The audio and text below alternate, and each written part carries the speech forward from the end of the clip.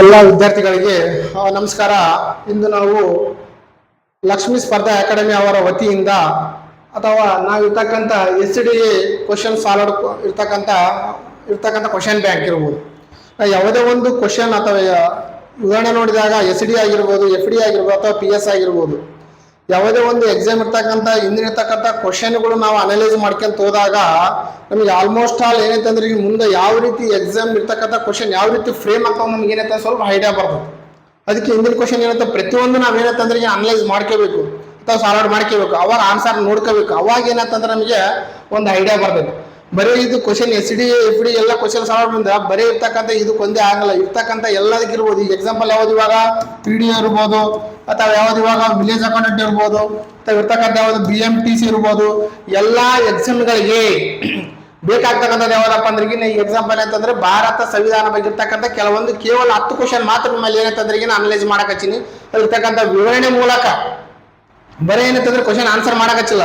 ಅದಿರ್ತಕ್ಕಂಥ option ಬಗ್ಗೆ ಕೂಡ ಏನಂತಂದ್ರೆ ಸರಿಯಾಗಿ ಅರ್ಥ ಮಾಡ್ಕಿದ್ರೆ ಆ ಕಂಟೆಂಟ್ ಬಗ್ಗೆ ಅರ್ಥ ಮಾಡ್ಕಿದ್ರೆ ಮಾತ್ರ ಏನಂತ ನಿಮಗೆ ಐಡಿಯಾ ಬರ್ತಾಯಿಲ್ಲ. ನಾವಿರ್ತಕ್ಕಂಥ SDA ಅಂದ್ರೆ ಸೆಕೆಂಡ್ ಡಿವಿಷನ್ ಅಸಿಸ್ಟೆಂಟ್ ಪ್ರತಿಯೊಂದು ಕ್ವಶನ್ಗಳು ಏನಂತಂದ್ರೆ ನಾವು ಅನಲೈಸ್ ಮಾಡಿದಾಗ ಮುಂದೆ ಬರ್ತಕ್ಕಂಥ ಕ್ವಶನ್ಗಳು ಯಾವ ರೀತಿ ಫ್ರೇಮ್ ಆಗ್ತಾವೆ, ಯಾವ ರೀತಿ ನಾವು ಓದಬೇಕು, ಇನ್ನಿರ್ತಕ್ಕಂಥ ಯಾವ ಎಲ್ಲ ಕಂಟೆಂಟ್ ಓದಬೇಕು, ಯಾವ ವಿಷಯ ಓದಿಲ್ಲ ಅಂತಂದ ಐಡಿಯಾ ಬರ್ತದೆ. ಹೌದಿಲ್ಲ. ಅದ್ರಾಗ ಏನಂತಂದ್ರೆ ಒಂದನೇ ಕ್ವಶನ್ ಯಾವ್ದಪ್ಪ ಅಂತಂತಂದ್ರೆ ಈ ಕೆಳಗಿನವುಗಳಲ್ಲಿ ಭಾರತ ಸರ್ಕಾರ ಯಾವ ಕಾಯ್ದೆಯು ಮೊದಲ ಬಾರಿಗೆ ಕೇಂದ್ರ ಮತ್ತು ರಾಜ್ಯ ಲೋಕಸೇವಾ ಆಯೋಗಗಳ ಸ್ಥಾಪನೆಗೆ ಉಪಬಂಧ ಕಲ್ಪಿಸಿದೆ ಅಂತ ಕೇಳ್ಯಾರ.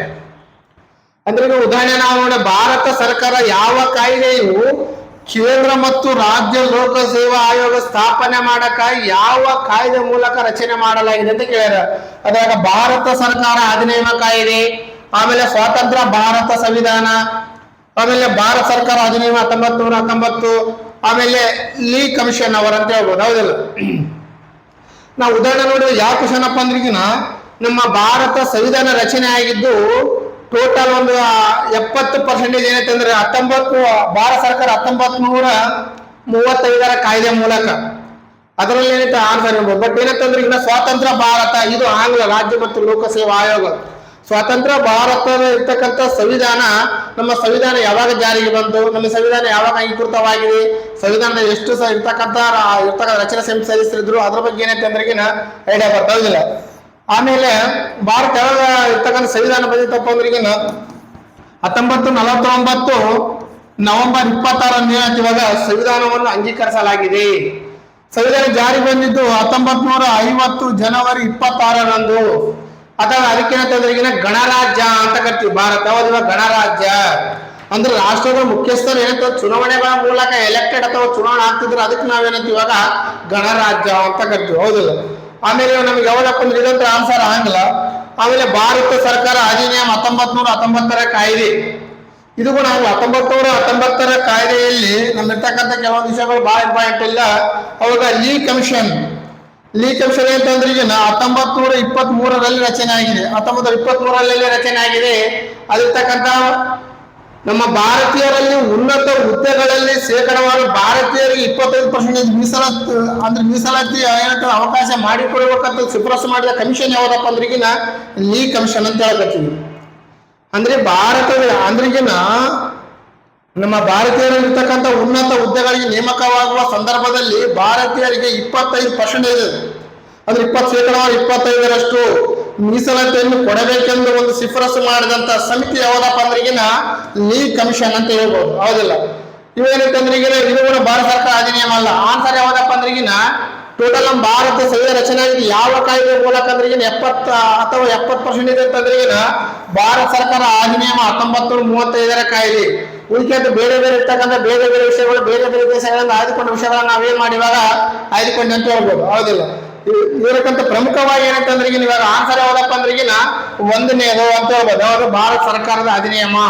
ಉದಾಹರಣೆ ಇದ್ರಾಗ ಏನಪ್ಪಾ ಅಂದ್ರೆ 1935 ಭಾರತ ಸರ್ಕಾರ ಕಾಯ್ದೆಯನ್ನು ಮೊದಲ ಬಾರಿಗೆ ಕೇಂದ್ರ ಮತ್ತು ರಾಜ್ಯ ಸುರಕ್ಷಾ ಆಯೋಗವನ್ನು ಸ್ಥಾಪನೆಗೆ ಅವಕಾಶ ಕಲ್ಪಿಸಿತು.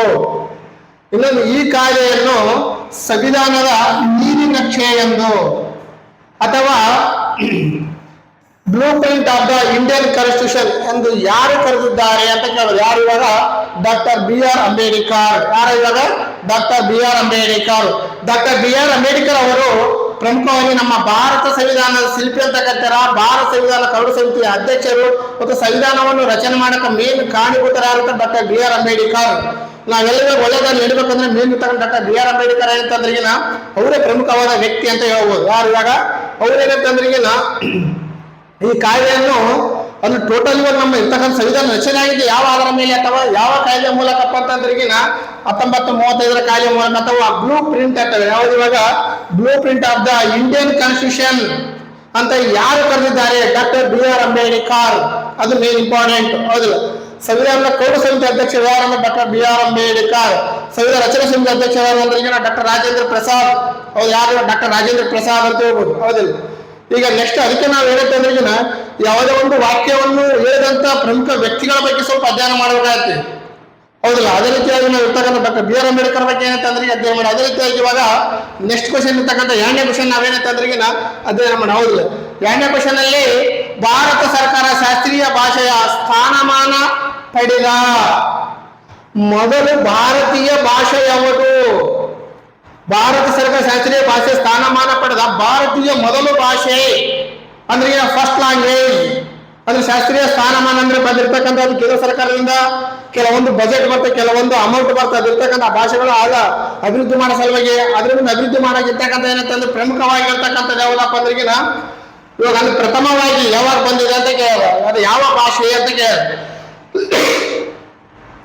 ಹಿಂದಿ, ತಮಿಳು, ಸಂಸ್ಕೃತ, ಬೆಂಗಾಲಿ ಅಂತ ಕೇಳಿದೆ.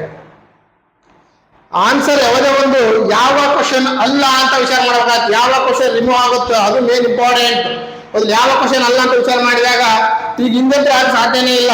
ಅದು ಮೇನ್ ಇಂಪಾರ್ಟೆಂಟ್. ಅಥವಾ ಬೆಂಗಾಲಿ ಆಗತ್ತ ಆಂಗ್ಲ. ಆನ್ಸರ್ ಯಾವ್ದು ಇವಾಗ? ಸಂಸ್ಕೃತ ಅಥವಾ ತಮಿಳು ಭಾಷೆ ಅಂತ ಹೇಳ್ಬೋದು. ಹೌದಿಲ್ಲ?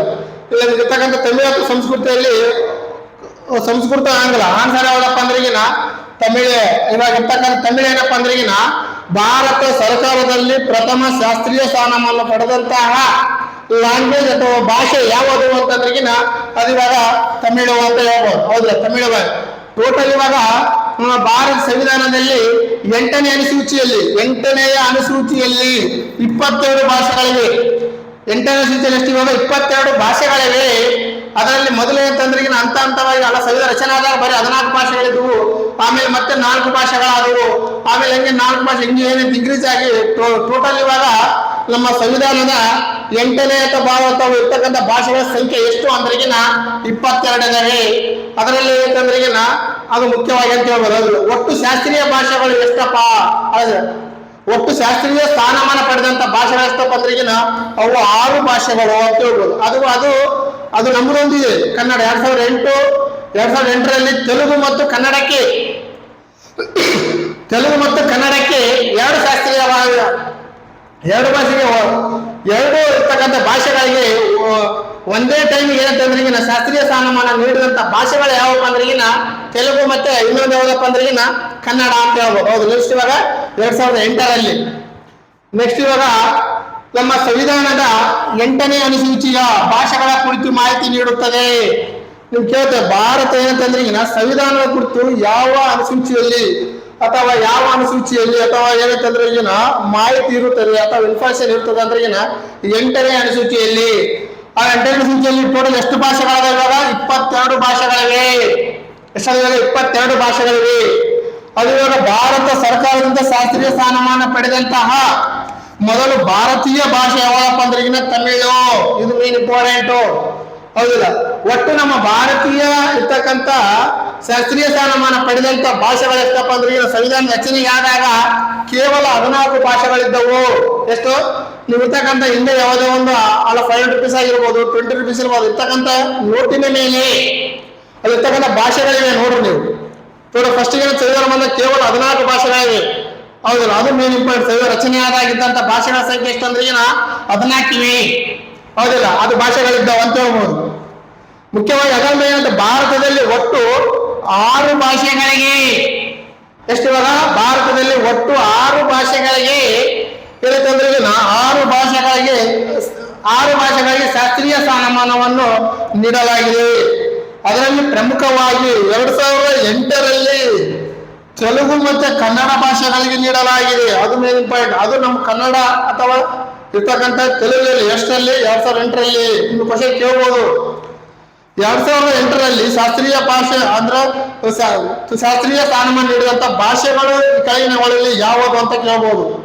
ಯಾವ್ದಪ್ಪ ಅಂದ್ರೆ ಈಗ ತೆಲುಗು ಮತ್ತೆ ಕನ್ನಡ ಅಥವಾ ತೆಲುಗು ಮತ್ತೆ ಹಿಂದಿ, ತೆಲುಗು ಮತ್ತೆ ತಮಿಳು, ತೆಲುಗು ಮತ್ತೆ ಯಾವುದು ಮರಾಠಿ, ಯಾವ್ದು ಇವಾಗ ತೆಲುಗು ಮತ್ತೆ ಕನ್ನಡ. ಅದಕ್ಕೆ ನಾವು ಯಾವುದೇ ಒಂದು ಕ್ವಶನ್ ಅಥವಾ ಕಂಟೆಂಟ್ ನಾವು ಅನಲೈಸ್ ಮಾಡಿ ಓದಿದಾಗ ಆ ವಿಷಯ ಬಗ್ಗೆ ಸರಿಯಾಗಿ ಅರ್ಥ ಮಾಡ್ಕೊಂಡಾಗ ಮಾತ್ರ ಮುಂದಿನ ಇರ್ತಕ್ಕಂಥ ಯಾವ ರೀತಿ ಮಾಡ್ಬೇಕು ಆನ್ಸರ್ ನಿಮಗೆ ಐಡಿಯಾ ಬರ್ತಂತ ಹೇಳ್ಬೋದು. ಹೌದಿಲ್ಲ?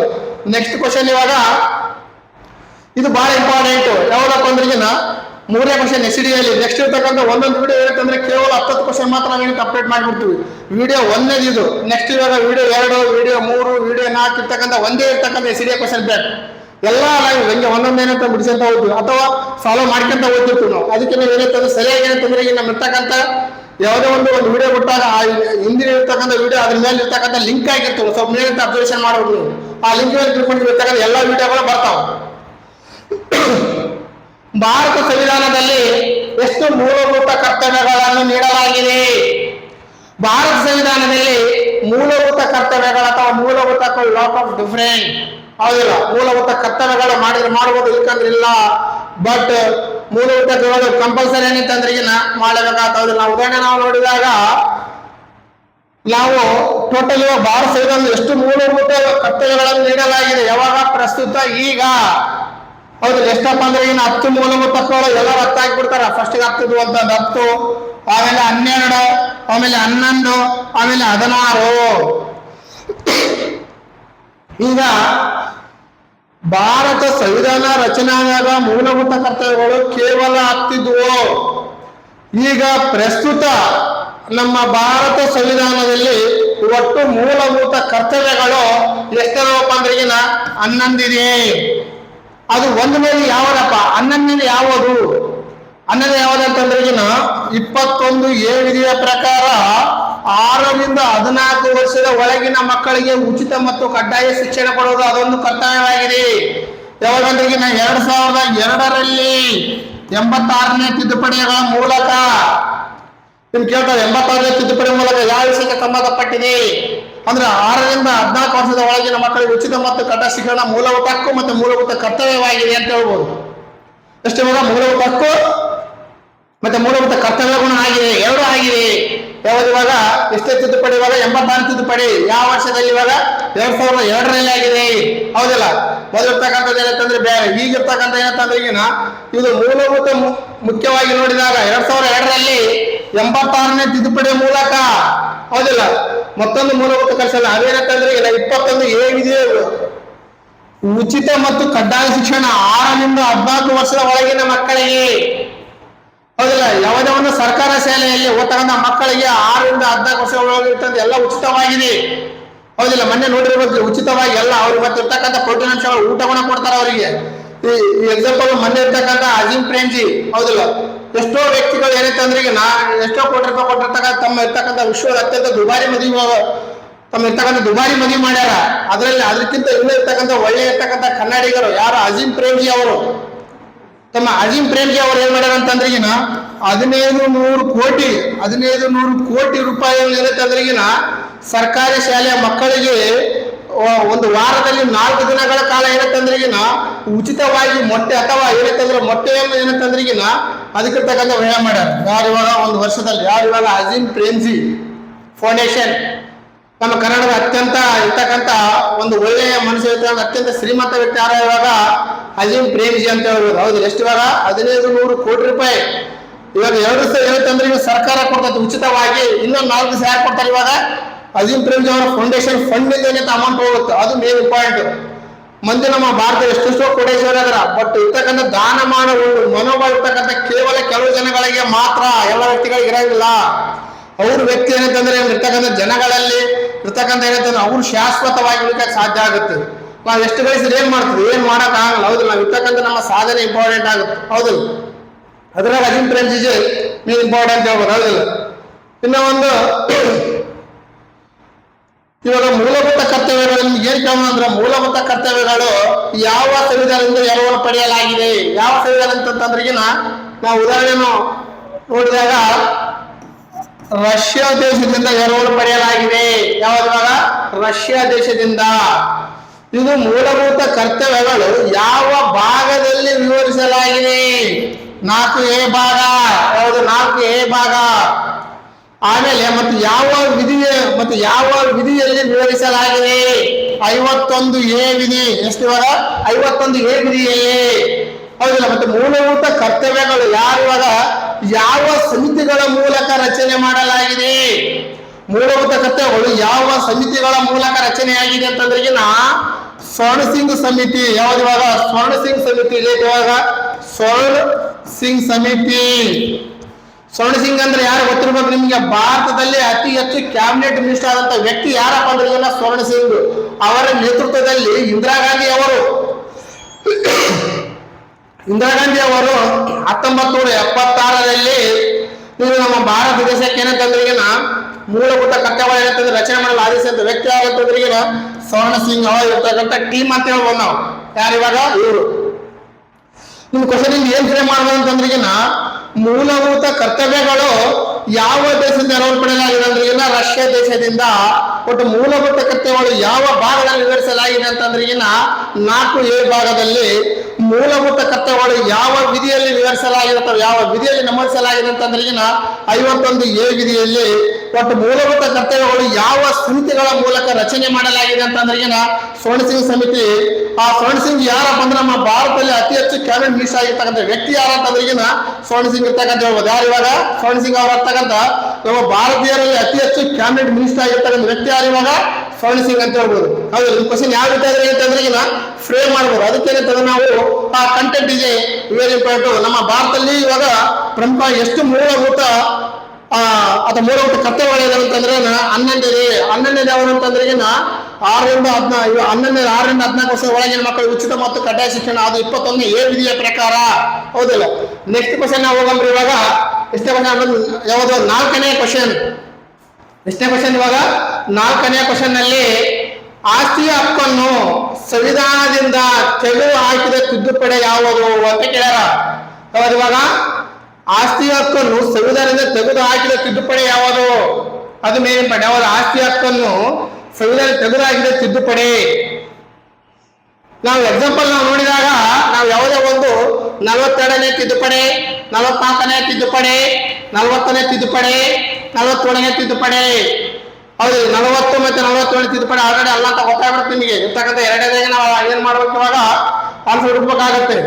ಅದರಲ್ಲಿ ಆಸ್ತಿ ಹಕ್ಕಂದ್ರೆ ನಿಮ್ಗೆ ಆಲ್ರೆಡಿ ಗೊತ್ತೈತಿ. ಒಬ್ಬ ವ್ಯಕ್ತಿ ಕಾನೂನುಬದ್ಧವಾಗಿ ಆಸ್ತಿ ಎಷ್ಟನ್ನ ಮಾಡ್ಬೋದು, ಕಾನೂನು ಚೌಕಟ್ಟಿನಲ್ಲಿ ಮಾಡಬೇಕು. ಕಾನೂನು ಮೀರಿ ಯಾವುದೇ ಒಂದು ಇಲ್ಲಿಗಲ್ ಅಥವಾ ಯಾವುದೇ ಒಂದು ಅನ್ಯಾಯ ಮಾಡಿದ ಅವ್ರ ವ್ಯಕ್ತಿಯನ್ನು ಅರೆಸ್ಟ್ ಮಾಡೋ ಒಂದು ರೈಟ್ಸ್ ಯಾರಿಗಿದೆ ಅಂದ್ರೆ ಬಹಳ ಸರ್ಕಾರಕ್ಕಿದೆ, ಬಹಳ ಸಂವಿಧಾನಕ್ಕಿದೆ. ಕಾನೂನಿಂದ ಇವಾಗ ಯಾರು ದೊಡ್ಡಲ್ಲ, ಎಲ್ಲರೂ ಇರ್ತಕ್ಕಂಥ ಎಂತ ವ್ಯಕ್ತಿ ತಪ್ಪು ಮಾಡಲಿ ಅವ್ರು ಇರ್ತಕ್ಕಂಥ ಏನಂತಂದ್ರೆ ಈಗ ನಾನು ಜೈಲು ಊಟ ಏನಂತಂದ್ರೆ ಈಗ ಅನುಭವಿಸಲೇಬೇಕು. ಹೌದಿಲ್ಲ. ಉಪ್ಪು ತಿಂದರೆ ಏನ್ ಮಾಡೋದು? ಇವಾಗ ನೀರು ಕುಡಿಲೇಬೇಕು. ಅಥವಾ ತಪ್ಪು ಮಾಡಿದ್ರೆ ಅಂತ ಇವಾಗ ಶಿಕ್ಷೆ ಅನುಭವಿಸಲೇಬೇಕು. ಅದ್ರ ತಕ್ಕಂಥ ನಮ್ಮ ಭಾರತ ಸಂವಿಧಾನದ ಒಂದು ಇರ್ತಕ್ಕಂಥ ಸಿಸ್ಟಮ್ ಅಥವಾ ಕಾನೂನು. ಹೌದಿಲ್ಲ.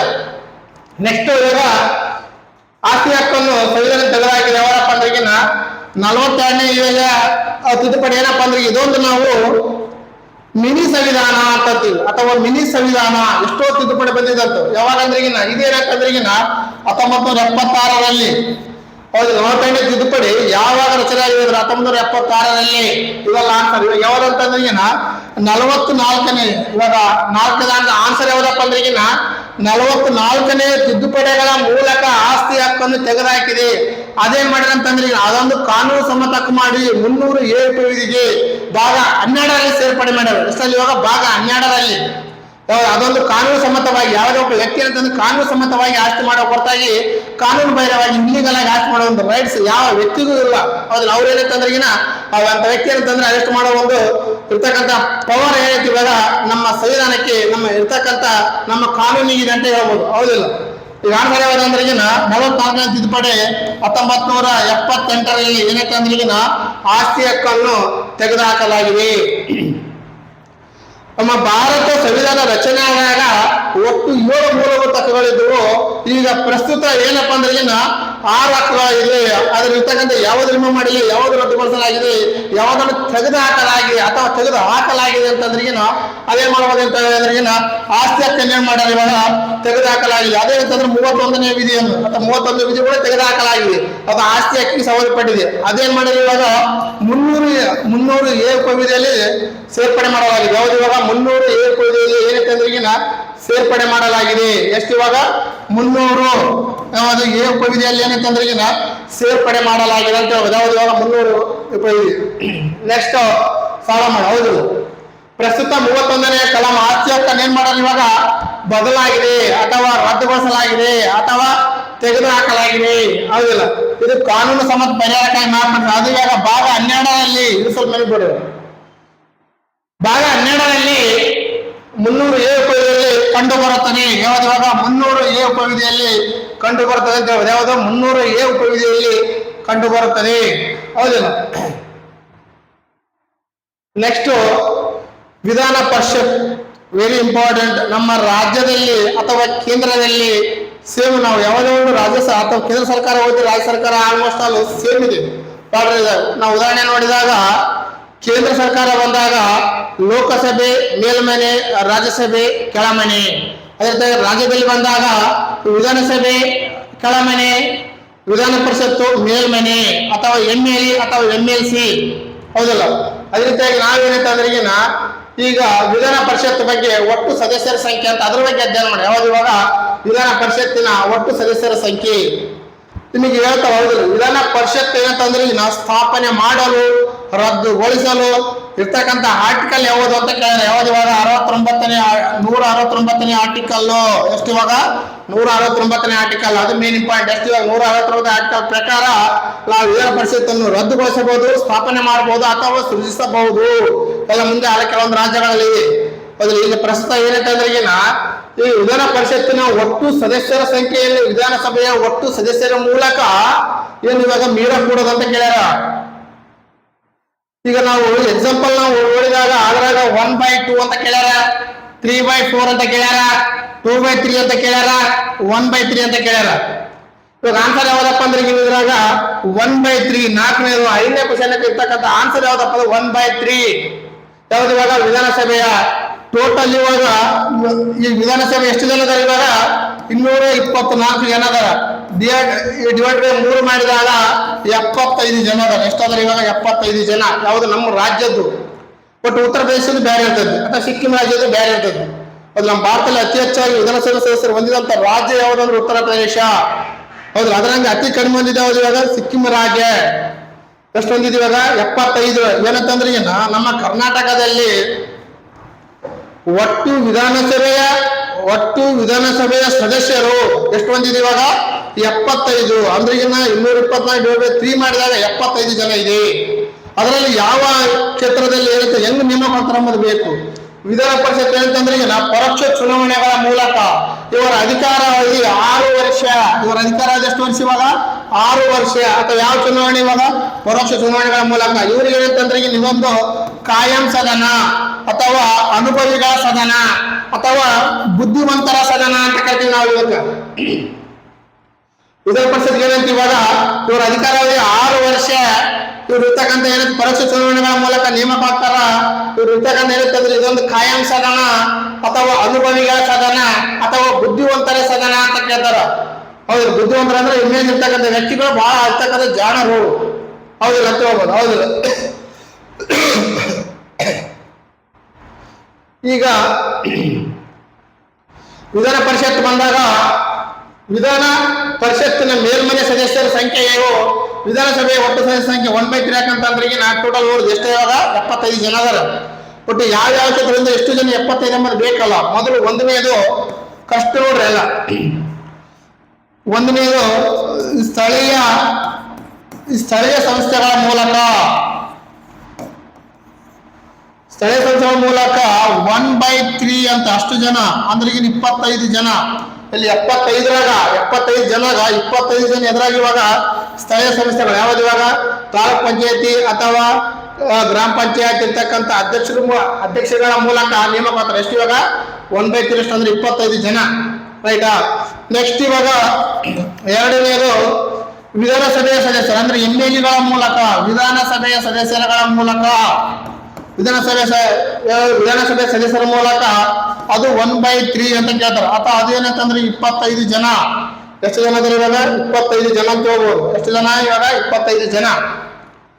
ಅದೇ ರೀತಿಯಾಗಿ ಇವಾಗ ಮೂರನೇದು ಏನಪ್ಪಾ ಅಂತಂದ್ರೆ ಮೂರನೇದು ಪ್ರೌಢ ಶಿಕ್ಷಣ ಮಂಡಳಿಗಳ ಪ್ರೌಢ ಶಿಕ್ಷಕರಿಂದ ಅಂದ್ರೆ ಅವರು ಯಾವುದೇ ಒಬ್ಬ ಪ್ರೌಢಶಾಲಾ ಶಿಕ್ಷಕರು ಅಂದ್ರೆ 6ರಿಂದ 9ನೇ ಕ್ಲಾಸ್ ಅಥವಾ 10ನೇ ಕ್ಲಾಸ್ ಒಳಗೆ ಇರ್ತಕ್ಕಂಥ ಶಿಕ್ಷಕರು ಏನಂತಂದ್ರೆ ಅವರು 3 ವರ್ಷ ಆಗಿರ್ಬೇಕು ಅಂತವ್ರು ಓಟ್ಗಳ ಮೂಲಕ ಟೋಟಲ್ ಇವಾಗ 1/12 ಅಷ್ಟು ಜನ ಏನಂತಂದ್ರೆ ನೇಮಕ ಹೊಂದುತ್ತಾರ. ಟೋಟಲ್ ಇವಾಗ 7 ಜನ. ಎಷ್ಟು ಇವಾಗ? 7 ಜನ ಅಂತಾರ. ಆಮೇಲೆ 4ನೇದು ಪ್ರೌಢ ಶಿಕ್ಷಣ. ಆಮೇಲೆ ಪದವೀಧರ ಅಥವಾ ಡಿಗ್ರಿ ಮುಗಿಸಿದವರು ಪದವೀಧರರು ಅದು ಅವ್ರು ಕನಿಷ್ಠ ಡಿಗ್ರಿ ಮುಗಿಸಿ 3 ವರ್ಷ ಆಗಿರ್ಬೇಕು. ಅವ್ರು ಕೂಡ ವೋಟ್ ಮಾಡೋ ಒಂದು ಸಿಸ್ಟಮ್ ಯಾವ್ದಪ್ಪ ಅಂದ್ರೆ ಅದು ಕೂಡ 1/12 ಅಂತ ಹೇಳ್ಬೋದು. ಯಾವ್ದು? 1/12. ಇದು ಕೂಡ ಏನಂತಂದ್ರೆ 7 ಜನ. ಹೌದಿಲ್ಲ? ಇದ್ರ ತರ ವಿಧಾನಸಭೆ ಇರ್ತಕ್ಕಂಥ ನೇಮಕ ಒಂದು ಹಂತಗಳು. ಆಮೇಲೆ ನೆಕ್ಸ್ಟ್ 5ನೇದು ಏನಂತ ರಾಜ್ಯಪಾಲರು ನಾಮಕರಣ ಮಾಡ್ತಾರೆ. ರಾಜ್ಯಪಾಲರು ನಮ್ಮ ರಾಜ್ಯಸಭೆಯಲ್ಲಿ 12 ಜನ ಹೆಂಗ ರಾಷ್ಟ್ರಪತಿ ಮಾಡ್ತಾನ 80ನೇ ವಿಧಿಯ ಪ್ರಕಾರ ಅದರಂಗ ಇಲ್ಲೇನಂತಂದ್ರೆ ರಾಜ್ಯಪಾಲರು 1/6 ಅಂದ್ರೆ 11 ಜನ ಏನ್ ಮಾಡ್ತಾರೆ ಇವಾಗ ಏನಂತಾರೆ ರಾಜ್ಯಪಾಲ ನೇಮಕ ಮಾಡ್ತಾನ. ಒಟ್ಟು ಎಷ್ಟು ಜನ ಇವಾಗ? 75 ಜನ. ಒಟ್ಟು ಎಷ್ಟು ಜನ ಇವಾಗ? ಒಟ್ಟು 75 ಜನ ಏನ್ ಇವಾಗ ಈ ರೀತಿ ಆಗ್ತಾರಂತ ಹೇಳ್ಬೋದು. ನಿಮ್ಗೆ ಕ್ವಶನ್ ಯಾರಿಗೆ ಕೇಳ್ಬಂದ್ರ? ಹೌದಲ್ಲ? ವಿಧಾನ ಪರಿಷತ್ ಸದಸ್ಯರು ಸ್ಥಳೀಯ ಸಂಸ್ಥೆಗಳ ಚುನಾವಣೆ ಮೂಲಕ ಶೇಕಡಾವಾರು ಎಷ್ಟು ಜನ ನೇಮಕ ಹೊಂದುತ್ತಾರ ಅಂದ್ರೆ ಎಷ್ಟು ಇವಾಗ? 1/3. ಅಥವಾ ವಿಧಾನಸಭೆಗಳ ಮೂಲಕ ಎಷ್ಟಂದ್ರೆ 1/3 ಅಂತ ಹೇಳ್ಬೋದು. ಆಮೇಲೆ ಪ್ರೌಢ ಶಿಕ್ಷಣ ಮಂಡಳಿಯಿಂದ 1/12 ಅಥವಾ ವಿಧಾನಸಭೆ ಸದಸ್ಯರಿಂದ 1/12. ಆಮೇಲೆ ಮತ್ತೆ ರಾಜ್ಯಪಾಲರಿಂದ ಎಷ್ಟು? 1/6. ಟೋಟಲ್ ಇವಾಗ ಇದೊಂದು ಎಕ್ಸಾಮ್ ಕೇಳ್ಯಾರ. ವಿಧಾನ ಪರಿಷತ್ ಸದಸ್ಯರು ರಾಜ್ಯಪಾಲರು ಶೇಕಡಾವಾರು ಎಷ್ಟು ಜನ ಅಂತಂದ್ರೆ ನಾಮಕರಣ ಮಾಡ್ತಾರ ಅಂತ ಕೇಳಿ. ಯಾವ್ದು ಇವಾಗ? 1/6. ಇದು ಎಕ್ಸಾಮ್ ಕೇಳ್ಯಾರ, ಫ್ರೇಮ್ ಮಾಡ್ಯಾರ. ಆಮೇಲೆ ಯಾವ ಕೇಳ್ತಾರೆ ಹೇಳಕ್ಕಾಗಲ್ಲ. ಅದಕ್ಕೆ ನಾವು ಯಾವುದೇ ಒಂದು ಕಂಟೆಂಟ್ ಸರಿಯಾಗಿ ಅರ್ಥ ಮಾಡ್ಕೊಳ್ಬೇಕು. ಹೌದಿಲ್ಲ? ನಿಮ್ ಕಷ್ಟಗಳು ಯಾವಾಗ ಆಗ್ಬೇಕಂದ್ರೆ ನಿಮ್ ತಂದೆ ತಾಯಿ ಕಷ್ಟಗಳು ನೆನಪಾಗಬೇಕು. ನೀವು ಯಾರನ್ನ ಹಾಸ್ಪಿಟಲ್ ಬಿದ್ದಿರ್ತಾರ ಅವಾಗ ನೋಡ್ಬೇಕು. ಹಾಸ್ಪಿಟಲ್ ಬಿದ್ದಾಗ ಹಾಸ್ಪಿಟಲ್ ಏನೋ ಅನಾರೋಗ್ಯದಿಂದ ಆರೋಗ್ಯ ತಾನೇ ಕೆಡ್ತಂದ್ರೆ ಓಕೆ. ಒಬ್ಬೊಬ್ರು ಏನಂತಂದ್ರೆ ದಿನ ಏನಂತಂದ್ರೆ ಕುಡಿದು ಡ್ರಿಂಕ್ ಮಾಡಿ ಪಾನ್ ಪರಕಂದು ಗುಡ್ಡಾಕಂತ ಆರೋಗ್ಯವನ್ನು ತಾವೇ ಹಾಳು ಮಾಡ್ಕೊಳಕ್ ಹಚ್ಚಾರ. ಅಂತ ವ್ಯಕ್ತಿಗಳು ಮನೆಯಲ್ಲಿ ಬಿದ್ದಾಗ ಆ ರಕ್ತ ಸಮಸ್ಯೆ ಹಾಸ್ಪಿಟಲ್ಗಳಾಗ ಆ ಪ್ರೈವೇಟ್ ಹಾಸ್ಪಿಟಲ್ ಹೌದಿಲ್ಲ? ಅವ್ರು ದಿನ ಬಿಲ್ ಬರ್ತಿರ್ತಾರೆ. ದಿನ ಕಡೋದು ಬಿಲ್ ಬರ್ದು ಈ ಕಡೆ ಹೋಗೋದು ಅಲ್ಲಿ ಇರ್ತಕ್ಕಂಥ ರಕ್ತ ಸಮಸ್ಯೆ ರೊಕ್ಕ ಹೆಂಗ್ ಮಾಡ್ಬೇಕು ಹೆಂಗಿಲ್ಲ ಅಂತಂದು ಅವೆಲ್ಲ ಕಷ್ಟಗಳು ಆಗ್ಬೇಕಂದ್ರೆ ನೀವು ಏನ್ ಮಾಡ್ಬೇಕಂದ್ರೆ ಆ ಕಷ್ಟಗಳು ಬರಬಾರ್ದು. ಆ ಕಷ್ಟಗಳು ಆಗ್ಬೇಕು. ಆ ರೊಕ್ಕ ಎಲ್ಲ ಸರಿಯಾಗಿ ಅವ್ರಿಗೆ ಇರ್ತಕ್ಕಂಥ ಹೆಲ್ತ್ ಕಾಪಾಡ್ಬೇಕಂದ್ರೆ ನಮ್ಗೆ ಏನ್ ಮಾಡ್ಬೇಕು ಇವಾಗ? ಓದ್ಬೇಕು, ಬೇರೆ ದಾರಿ ಇಲ್ಲ. ಹೌದಿಲ್ಲ? ಏನ್ ಮಾಡ್ಬೇಕು ಇವಾಗ? Vitamin is very important. ಹೌದಿಲ್ಲ? ಅದಕ್ಕೆ ನಾವೇನಂತಂದ್ರೆ ಸರಿಯಾಗಿ ಓದಿದ್ರೆ ಮಾತ್ರ ನಾವೇನಂತಂದ್ರೆ ಯಶಸ್ವಿ ಆಗ್ತೀವಿ. ಈಗ 30 ವರ್ಷ ಒಳಗಡೆ ನಾವು ಏನು ಕಷ್ಟಪಟ್ಬಿಟ್ಟು ಅಂದ್ರೆ 70 ವರ್ಷ ಆರಾಮ್ ಇರ್ತೀವಿ. ನಾವು ಈ ವರ್ಷ ಆರಾಮ್ ಸುಖ ಪಡೆದ 70 ವರ್ಷ ಏನಂತಂದ್ರೆ ಕಂಬಿ ಅಣಿಸ್ಬೇಕಾಗತ್ತೆ. ಕಂಬಿ ಅಣಿಸಿ ಕುಂದ್ರಬೇಕಾಗತ್ತೆ. ರಾತ್ರಿ ನಿದ್ದೆಗೆ ಬರಂಗಿಲ್ಲ. ಹೌದು? ಎಷ್ಟು ಏನಿದ್ರೆ ನಿದ್ದೆ ಬರಂಗ ಮತ್ತೆ ಏನಿಲ್ಲ ಅಂದ್ರೆ ಆಮೇಲೆ ನಿದ್ದೆನ ಲೈಫ್ ಲಾಂಗ್ ಹೋಗ್ಬಿಡುತ್ತೆ ಆಮೇಲೆ. ಅದಕ್ಕೆ ನಾವ್ ಏನಂತಂದ್ರೆ ಓದೋ ಟೈಮ್ ಓದ್ಬೇಕು. ಏನಂತ ಇವಾಗ ಏನ್ ಮಾಡ್ಬೇಕು. ಹೌದಿಲ್ಲ? ಓದೋ ಟೈಮ್ ಬಿಟ್ಟು ಏನಾದ್ರು ಮತ್ತೆ ಹುಡುಗಿಯಿಂದ ಮಾಡಿದೆ ಅದು ಮಾಡಿದಲ್ಲ ಏನಾಗ್ತದೆ ಲೈಫ್ ಬರ್ನ್ ಆಗ್ಬಿಡುತ್ತೆ. ಆಮೇಲೆ ಯಾರು ಕೇಳಂಗಿಲ್ಲ. ಹೌದಿಲ್ಲ? ನಾವಿರ್ತಕ್ಕಂಥ ನಮ್ಮ ಸಂಬಂಧಿಕರು, ನಮ್ಮ ಇರ್ತಕ್ಕಂಥ ಸ್ನೇಹಿತರು ಅಥವಾ ಬಂಧು ಬಳಗ ಯಾವ್ದ್ರಿಂದ ಬರ್ತಾರ ಇರ್ತಕ್ಕಂಥ ಯಾವುದೋ ಉನ್ನತ ಹುದ್ದೆಯಲ್ಲಿ ಇದ್ದಾಗ ಅಥವಾ ಇರ್ತಕ್ಕಂಥ ಅಮೌಂಟ್ ಇದ್ದಾಗ ಮತ್ತೆ ಇರ್ತಕ್ಕಂಥ ಆಸೆ ಇದ್ದಾಗ ಮಾತ್ರ ನಾನು ನಮ್ಮವರು ಅಂತ ಇರ್ಲಿಕ್ಕೆ ಯಾರು ನಮ್ಮವ್ರ ಅಂತ ಬರಂಗಿಲ್ಲ. ಅವ್ರು ಸ್ವಲ್ಪ ನೆನ್ಪಿಟ್ಕೋಬೇಕು. ಅವಾಗ ಮಾತ್ರ ನೀವು ಓದಕ್ ಸಾಧ್ಯ ಆಗುತ್ತೆ. ಹೌದು? ನೆಕ್ಸ್ಟ್ ಇವಾಗ 6ನೇ ಕ್ವಶನ್ ಓದೋದು. ರಾಜ್ಯಸಭೆಯಲ್ಲಿ ಕೆಳಗಿನ ಯಾವ ಹೇಳಿಕೆ ಸರಿಯಾಗಿಲ್ಲ?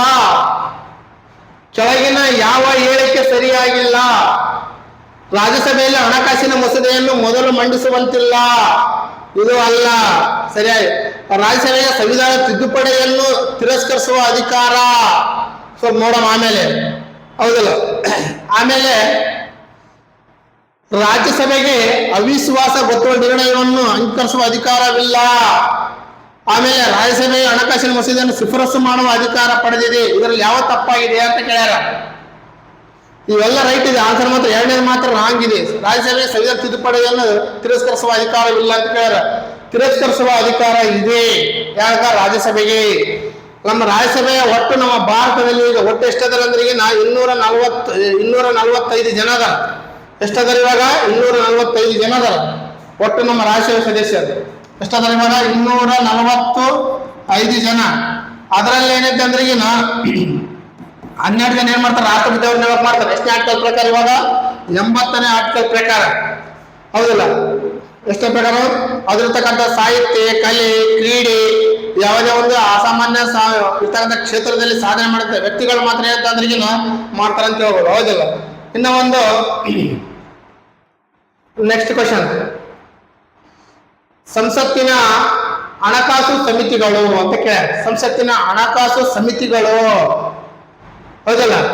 ನಾವು ಅಂದಾಜು ಸಮಿತಿ, ಆಮೇಲೆ ಸಾರ್ವಜನಿಕ ಉದ್ಯಮಿಗಳ ಮೇಲಿನ ಸಮಿತಿ, ಸಾರ್ವಜನಿಕ ಲೆಕ್ಕಪತ್ರ ಸಮಿತಿ, ಮೇಲಿನ ಎಲ್ಲವೂ ಅಂತ ಕೇಳ್ಯಾರ. ಯಾವುದು ಮೇಲಿನ ಎಲ್ಲವೂ? ನಾವು ಆ ಸಂಸತ್ತಿನ ಹಣಕಾಸು ಸಮಿತಿಗಳಂದಾಗ ಇವೆಲ್ಲವೂ ಸೇರುತ್ತಂದ್ರೆ ಈಗಿನ ಸಮಿತಿಗಳು ಯಾವುದು? ಸಂಸತ್ತಿನ ಸಮಿತಿಗಳೇ ಇವು. ಮೇಲಿನ ಎಲ್ಲವೂ ಅಂತ ಬರ್ತಾ ಆನ್ಸರ್ ಯಾವುದು? ಮೇಲಿನ ಎಲ್ಲವೂ. ಹೌದಿಲ್ಲ?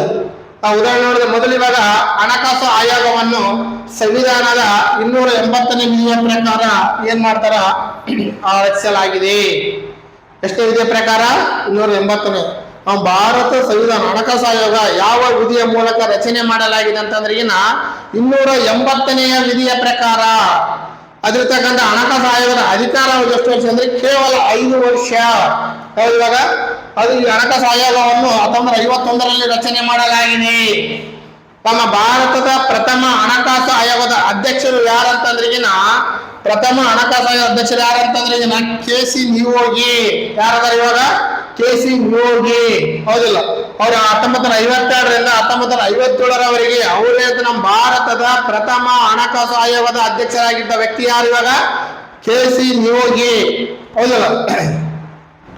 ಇವ್ರು ಏನಂತಂದ್ರೆ ಈಗಿನ ಮತ್ತೆ 14ನೇ ಹಣಕಾಸು ಆಯೋಗದ ಅಧ್ಯಕ್ಷರು ಯಾರಾಗಿದ್ರಪ್ಪ ಅಂದ್ರೆ ಈಗಿನ YV ರೆಡ್ಡಿ. 1915ರಿಂದ 1920ರವರೆಗೆ ಇವರು YV ರೆಡ್ಡಿ ಏನಂತಂದ್ರೆ ಈಗಿನ ಹಣಕಾಸು ಆಯೋಗ ಆಗ ಮುಂಚೆ ಏನಂತಂದ್ರೆ ಈಗಿನ RBI ಗವರ್ನರ್ ಆಗಿದ್ರು. RBI ಬ್ಯಾಂಕ್, ನಮ್ಮ ಭಾರತ ಅತ್ಯಂತ ದೊಡ್ಡ ಬ್ಯಾಂಕ್ ಯಾವುದು? RBI bank. ಬಟ್ ಬ್ಯಾಂಕ್ಗಳ ಬ್ಯಾಂಕ್ ಯಾವುದು? RBI bank. ಅದು ಬ್ಯಾಂಕ್ ಯಾವಾಗ ಸ್ಥಾಪನೆ ಆಗಿದೆ? 1935 ಏಪ್ರಿಲ್ 1ರಂದು. ಅದು ಯಾವಾಗ ಅಂಗೀಕೃತವಾಗಿದೆ? 1949 ಜನವರಿ 1ರಂದು. ಹೌದು, ಯಾವ್ದು? RBI bank. ಅದು ಮೇನ್ ಇಂಪಾರ್ಟೆಂಟ್. ಹೌದಿಲ್ಲ? ರೈಟ್. ಅದಿರ್ತಕ್ಕಂಥ YV ರೆಡ್ಡಿ ಅವರು 1915ರಿಂದ 20ರವರೆಗೆ ಅಂತ ಹೋಗ್ಬೋದು. ಇನ್ನೊಂದು ನೆಕ್ಸ್ಟ್ ಇವಾಗ 15ನೇ ಹಣಕಾಸು ಆಯೋಗ ಇರ್ತಕ್ಕಂಥ ಪ್ರಸ್ತುತ ನಮ್ಮ ಭಾರತದಲ್ಲಿ ಎಷ್ಟನೇ ಹಣಕಾಸು ಆಯೋಗ ಇದೆ ಅಂತಂದ್ರೆ ಅದು 15ನೇ ಹಣಕಾಸು ಆಯೋಗ. ಎಷ್ಟದ ಇವಾಗ? 15ನೇ ಹಣಕಾಸು ಆಯೋಗ. ಅದು 2020ರಿಂದ 2025ರವರೆಗೆ. ಯಾವಾಗ? 2020ರಿಂದ 2025ರವರೆಗೆ ಹಣಕಾಸು ಆಯೋಗ ಇದೆ. ಎಷ್ಟು ಹಣಕಾಸು ಆಯೋಗ? 15ನೇ ಹಣಕಾಸು ಆಯೋಗ. ಅದರ ಅಧ್ಯಕ್ಷರು ಯಾರಾದ್ರಿಗಿನ NK ಸಿಂಗ್. ನಿಮ್ಗೆ ಕೇಳ್ಬೋದು, ಪ್ರಸ್ತುತ ನಮ್ಮ ಭಾರತದ 15ನೇ ಹಣಕಾಸು ಆಯೋಗದ ಅಧ್ಯಕ್ಷರು ಯಾರು ಅಂತಂದ್ರೆ NK ಸಿಂಗ್ ಅದರ. ಅಥವಾ ಪ್ರಸ್ತುತ ಈಗ ಎಷ್ಟನೇ ಹಣಕಾಸು ಆಯೋಗ ನಡೆಯಕಚ್ಚಿದೆ ಅಂದ್ರೆ ಅದು 15ನೇ ಹಣಕಾಸು ಆಯೋಗ. ಅದಿರ್ತಕ್ಕಂಥ ಅವಧಿ ಯಾವುದು ಅಂತಂದ್ರೆ 2020ರಿಂದ 2025ರವರೆಗೆ ಅಂತ ಹೇಳ್ಬೋದು. ಹೌದು, ಕ್ವಶನ್ ಯಾವ ರೀತಿ ಫ್ರೇಮ್ ಮಾಡ್ತಾನೆ ಗೊತ್ತಾಗಲ್ಲ. ಅದಕ್ಕೆ ನಾವು ಇರ್ತಕ್ಕಂಥ PDO ಇರ್ಬೋದು, ವಿಲೇಜ್ ಅಕೌಂಟ್ ಇರ್ಬೋದು, BMTC ಇರ್ಬೋದು, ಮುಂದೆ ಬರ್ತಕ್ಕಂಥ ಯಾವ KSET ಇರ್ಬೋದು, ಮುಂದೆ ಬರ್ತಕ್ಕಂಥ ಎಲ್ಲದಕ್ಕೆ ಏನೈತೆ ಅಂದ್ರೆ ನೆಕ್ಸ್ಟ್ ಕ್ಲಾಸ್ಗಳು ಬಹಳ ಇಂಪಾರ್ಟೆಂಟ್ ಆಗ್ತಾವು. ನೀವು ಸರಿಯಾಗಿ ಓದ್ಬೇಕಾಗತ್ತ. ನಾವು ಬರೀ ಸುಮ್ಮನೆ ಕುಂದ್ರಲ್ಲ. ನೀವು ಸರಿಯಾಗಿ ಏನೈತೆ ಅಂದ್ರೆ ನಾವು ಇರ್ತಕ್ಕಂಥ ನಮ್ಮ ಕಷ್ಟಗಳು ನಿಲ್ಸಬೇಕು. ನಮಗೆ ತಂದೆ ತಾಯಿ ಹೌದಿಲ್ಲ, ಹೊಲಕ್ಕೆ ಹೋಗ್ತಿರ್ತಾರ, ಅರಗಿಸಿ ಹಿಡ್ಕೊಂಡಿರ್ತಾರ. ಹೌದಿಲ್ಲ, ಅವೆಲ್ಲ ನಾವು ನೆನಪಾಡಿಕೊಳ್ಬೇಕಾಗುತ್ತೆ. ಹೌದಲ್ಲ, ಇವ್ ಮಾಡ್ತಾರಿಲ್ಲ. ಅದಕ್ಕೆ ನಾವ್ ಏನೈತಂದ್ರೆ ಆ ತಂದೆ ತಾಯಿ ಕಷ್ಟ ನಿವಾರಣೆ ಆಗ್ಬೇಕು. ಅವ್ರು ಆರಾಮಾಗಿ ಮನ್ಯಾಗ ಮಲ್ಕೋಬೇಕಂದ್ರೆ ನೀವು ಏನು ಮಾಡ್ತೀವಾಗ ಎದ್ದಳಬೇಕು. ಹೌದಿಲ್ಲ, ಬರೀ ಊಟ ಮಾಡಿ ಮಲ್ಕೊಂಬೋದಲ್ಲ. ಸ್ವಲ್ಪ ಊಟ ಲೈಟ್ ಆಗಿ ಮಾಡ್ಬೇಕು, ರಾತ್ರಿ ಹೊತ್ತು ಓದ್ಬೇಕು, ಮತ್ತೆ ಬೆಳಗ್ಗೆ ಮುಂಜಾನೆ ಎದ್ದಳ್ಬೇಕು. ಬ್ರಾಹ್ಮಿ ಮುಹೂರ್ತದಲ್ಲಿ ಓದ್ಬೇಕಂತ ಹೇಳ್ತಾರೆ. 4 ಗಂಟೆಗೆ ಎದ್ದಳ್ಬೇಕು ಡೈಲಿ. ನೀವು ಎಷ್ಟು ಗಂಟೆಗೆ ಮಕ್ಕಳು? 11 ಗಂಟೆಗೆ ಮಕ್ಕಳು. ಬಟ್ 4 ಗಂಟೆಗೆ ಎದ್ದಳ್ಬೇಕು, ಓದಲೇಬೇಕು. 2 ತಾಸು ಓದಿ ಮತ್ತೆ 1 ತಾಸು ವಾಕಿಂಗ್ ಮಾಡಿ, ಜಾಗಿಂಗ್ ಮಾಡಿದ್ರೆ ಮಾತ್ರ ಮನುಷ್ಯ ಇರ್ತಕ್ಕಂಥ ಸರಿಯಾಗಿ ಮುಂದೆ ಫಿಸಿಕಲ್ ಆಗಿ ಅಥವಾ ಮೆಂಟಲ್ ಆಗಿ ಏನಂತಂದ್ರೆ ಇನ್ನ ಪ್ರಿಪೇರ್ ಆಗ್ತಾ ಸಾಧ್ಯ ಆಗುತ್ತೆ. ನಾವು ಬರೀ ಮುಂಜಾನೆ ಸಾಯಂಕಾಲ ಓದ್ತು ಅಂದ್ರೆ ಆಗಲ್ಲ, ಮುಂಜಾನೆ ಸಾಯಂಕಾಲ ನಾವು ಬರೀ ವಾಕಿಂಗ್ ಮಾಡ್ತು ಅಂದ್ರೆ ಆಗಲ್ಲ, ಮುಂಜಾನೆ ಏನು ಊಟ ಮಾಡ್ತು ಅಂದ್ರೆ ಆಗಲ್ಲ. ಎಲ್ಲ ಕೆಲಸಗಳು ಯಾವ ಟೈಮಲ್ಲಿ ಮಾಡಿದ್ರೆ ಮಾತ್ರ ನಾವ್ ಏನಂತಂದ್ರೆ ನಮ್ಮ ಗುರಿ ಏನಂತಂದ್ರೆ ಈಗ ಮುಟ್ಟಕ ಸಾಧ್ಯ ಆಗತ್ತೆ ಅಂತ ಹೇಳ್ಬೋದು. ಹೌದು, ನೆಕ್ಸ್ಟ್ ಕ್ವಶನ್ ಇವಾಗ 8ನೇ ಕ್ವಶನ್. ಹೌದಿಲ್ಲ, ಭಾರತ ಸಂವಿಧಾನದ ಅನುಚ್ಛೇದ ಅಸ್ಪೃಶ್ಯತೆಯನ್ನು ತೆಗೆದುಹಾಕಲಾಗಿದೆ. ಅದು 14ನೇ ವಿಧಿ, 16ನೇ ವಿಧಿ, 17ನೇ ವಿಧಿ, 19ನೇ ವಿಧಿ ಅಂತ ಕೇಳ್ತಾರೆ. ಯಾವುದು ಅಂತ ಅನ್ಟಚಬಿಲಿಟಿ. ಯಾರಿವಾಗ ಡಾಕ್ಟರ್ ಬಿ ಆರ್ ಅಂಬೇಡ್ಕರ್ ಇದು ಭಾರಿ ಹೇಳ್ಯಾರ. 14ನೇ ವಿಧಿ ಅಂತಂದ್ರೆ ಆಲ್ರೆಡಿ ಗೊತ್ತಿದೆ, ಕಾನೂನು ಮುಂದೆ ಎಲ್ಲರೂ ಸಮಾನರು. ಯಾರಿವಾಗ ಕಾನೂನಿನ ಮುಂದೆ ಎಲ್ಲರೂ ಏನೈತಿ ಇವಾಗ ಸಮಾನರು ಅಂತ ಐತಿ, ಹೌದಿಲ್ಲ? ಅಷ್ಟು 14ನೇ ವಿಧಿ. ಆಮೇಲೆ 15ನೇ ವಿಧಿ ಇದಾಗಿಲ್ಲ, ಇವಾಗ ಜಾತಿ ಧರ್ಮ ಲಿಂಗ ಎಲ್ಲ ಬೇರೆ ಬರ್ತು, ಎಲ್ಲರೂ ಒಂದೇ ಅಂಬ ಹೇಳ್ತಕ್ಕಂಥದ್ದು ಯಾವ್ದು ಇವಾಗ 15ನೇ ವಿಧಿ. ನೆಕ್ಸ್ಟ್ 16ನೇ ವಿಧಿ ಸಾರ್ವಜನಿಕ